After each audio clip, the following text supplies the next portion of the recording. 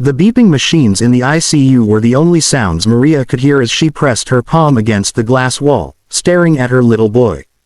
Daniel looked so small, so fragile, buried under wires and tubes. His chest rose and fell weakly, his lips pale. She wiped her tears quickly as the doctor approached.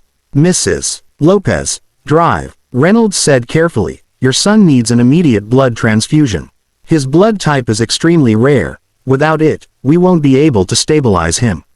Maria's heart pounded in her chest. "Then take mine. Please, test me. I don't care what it takes. He's all I have." The nurse drew her blood while Maria whispered prayers under her breath. Minutes later, the results came back. The nurse's sympathetic eyes said everything before her mouth did. "I'm so sorry," she said softly. "You're not a match." Maria's legs gave way, and she clutched the chair to steady herself. No, test again. There has to be a mistake. "Doctor," Reynolds sighed, rubbing the bridge of his nose. "We ran it twice. I know this is devastating, but your blood won't help him. He needs a very specific type, one that's almost impossible to find quickly." Maria collapsed into the chair, her sobs filling the sterile hallway.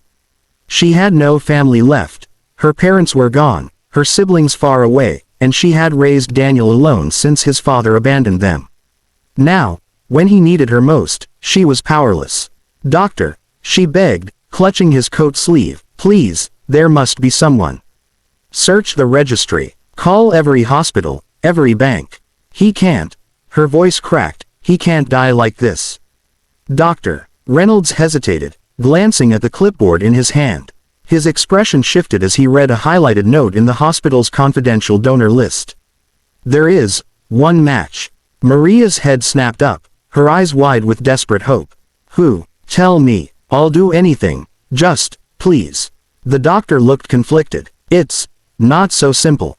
The match belongs to a private donor. He's not family, not connected to you in any way. He's a man who guards his life and time very closely. In fact, I doubt he even knows his blood type is this rare." Maria gripped his arm tighter. "Then call him. I don't care who he is, call him. If he's Daniel's only chance, I'll beg on my knees if I have to." "Doctor," Reynolds gave her a long, searching look before nodding gravely. He picked up the phone, his fingers hovering over the keypad. "His name is Alexander Grant, the CEO of Grant Enterprises." Maria blinked, stunned. She had heard of him. Everyone had. A man with limitless wealth, untouchable power, and a reputation for being cold, calculating, and distant. He lived in a world galaxies away from hers. The doctor dialed the number with trembling hands. "I just hope," he muttered, more to himself than to her, "that he answers, and that he says yes." The automatic doors slid open with a hiss, and the air in the hospital seemed to shift. Every nurse, every patient, every onlooker turned their heads as a tall, commanding man strode in, his presence impossible to ignore.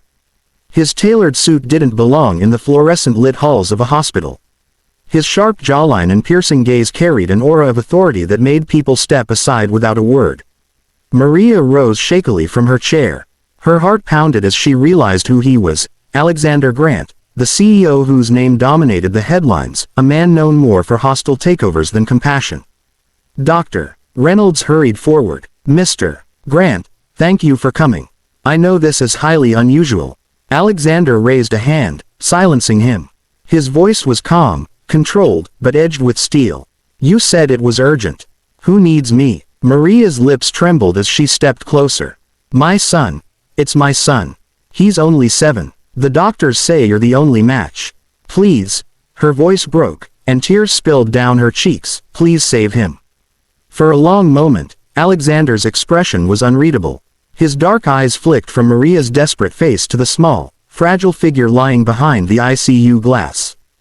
Daniel's tiny chest rose and fell with the help of machines. Something shifted in him. For the first time, the mask of indifference cracked. He saw not just a boy fighting for life, but a reflection of a memory that haunted him, a memory of a little sister he once couldn't save. "Prepare the transfusion," Alexander said firmly, already shrugging off his suit jacket and rolling up his crisp white sleeve. Maria gasped, pressing her hand over her mouth. "You'll do it, you'll really." "I didn't come here to waste time," he interrupted, his tone brusque but his actions gentle as he settled into the donor chair. "Hook me up." The nurse hurriedly set up the equipment, attaching the needle with careful precision. Maria stood at the side, her hands clasped tightly as if praying. She couldn't stop watching him. This man, a stranger from a world so far removed from hers, was bleeding himself for her son. As the transfusion began, Maria whispered, "I don't know how to thank you. You're a miracle to us." Alexander didn't look at her at first. His gaze was locked on Daniel, as if silently willing the boy to fight. Then, in a low voice, he spoke. "Don't thank me. Years ago, someone I loved needed this, and I wasn't there in time. I'll never forget that feeling. I won't let it happen again, not if I can stop it." Tears blurred Maria's vision. She wanted to say something, anything, but no words felt big enough. So instead, she sank into the chair beside him, her hand brushing his arm in silent gratitude. Minutes ticked by, and slowly, color began returning to Daniel's face. The pale blue tinge on his lips faded. His chest rose a little stronger. The monitors beeped with steadier rhythms. Maria's knees gave out, and she dropped to the floor, sobbing into her hands. "Thank you, God, thank you." Alexander glanced at her, his jaw tight, but his eyes softened. He leaned back in the chair, pale from the blood loss but composed. "He'll live," he said simply. Maria looked up at him through her tears. "Why would a man like you do this for people like us?" He met her gaze, his voice quiet but steady. "Because sometimes, money and power mean nothing. Sometimes, saving one life means everything." In that moment, Maria realized that the cold, unreachable CEO wasn't cold at all. He was a man carrying his own scars, his own pain, and perhaps, through saving her son, he had begun to heal a part of himself, too. Maria clasped her hands together, whispering through her tears, "Please, God. Don't let him say no."